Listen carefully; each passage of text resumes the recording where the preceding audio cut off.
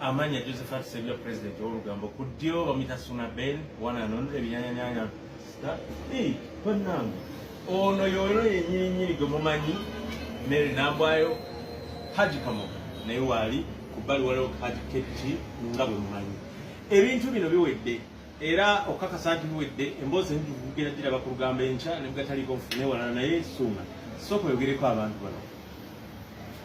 Suna Ben mukano yange mbebaza Lunaku lwa byafaayo nnyo okubeera nti nno tutudde wamu ffenna ekibadde tekisangikasangika bibadde ebigambo by'amaanyi mafumu nga mangi nnyo nga buli omu ali wuwe yasirikidde Haji ng'ali yayimirira mu nsonda eyi n'asirika n'alaba bulabi n'enyimirira eyi nange n'entondowalira eyo n'oli naye nadde buli omu nga yakoolera Mukama biwedde bitya wabula mu bufunze twebaza Haji Kavuma-Keti azze n'ayimirirawo ng'empagi n'atusikanga magnet fena entwegatta ensonga lwaki tuli wano olunaku olwaleero soka zino ziwedde bulungi nnyo Haji Kamoga ensonga zitawuluza bulungi kiwedde kitakusaidiyo akutte ekyapa kya Suna Ben n'akimuwa nga kiri mu mannya ge ne bw'okomaawo eti naba n'abiraba ejja Nambwayo banna gwe ki essanyu ndaba likulungu ki okay ono ebye tunabiraba Haji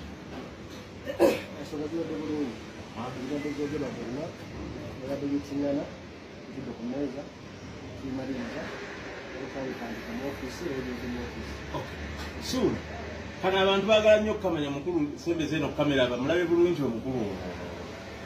Kano kabagambe wamma kayiringo wali ogamba Nambwa. Nze wali ogamba Yeke kachi ugambe chinze sebuya ekigambe kirachali ki Jono lukanyala kiti achali mu luyimba lwa Gerald Kiwewa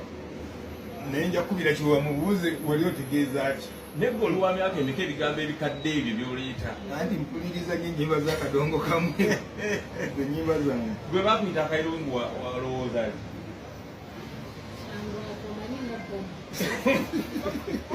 nga bom kyalinga bom era nga bwe weebuuza ensonga y'omwana yo eyeeta maama yagala omwana